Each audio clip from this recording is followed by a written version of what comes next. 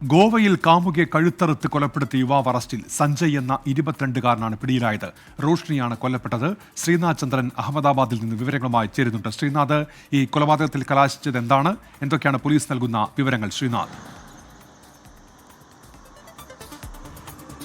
ഉന്മേഷ്, സമീപകാലത്താണ് മേഘാലയയിൽ ഒരു മധുവിധുവിന് പോയ രണ്ടുപേർ, അതിൽ ഭാര്യ ഭർത്താവിനെ കൊന്ന സംഭവം അത് രാജ്യമാകെ തന്നെ ചർച്ചയായതാണ്. ഇപ്പോൾ ഗോവയിൽ നിന്ന് ഏതാണ്ട് സമാനമായ രീതിയിൽ മറ്റൊരു കൊലപാതക വിവരം വരുന്നു. ഈ കൊലപാതകം ചെയ്തതും കൊല്ലപ്പെട്ടയാളും ബംഗളൂരുവിലാണ്. സഞ്ജയ് എന്നതാണ് പ്രതിയുടെ പേര്. റോഷ്നി എന്നത് അയാളുടെ കാമുകിയാണ്. ഇരുവരും ഗോവയിലേക്ക് എത്തുന്നത് വിവാഹം കഴിക്കാനായിരുന്നു എന്നതാണ് പോലീസ് പറയുന്നത്.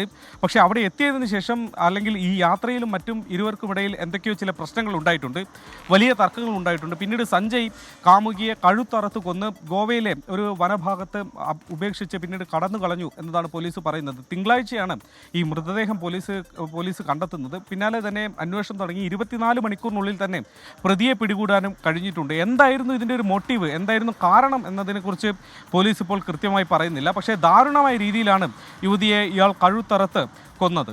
ഉന്മേഷ്. ശരി, ശ്രീനാഥ് ചന്ദ്രനാണ് അഹമ്മദാബാദിൽ നിന്ന് വിവരങ്ങൾ നൽകിയത്.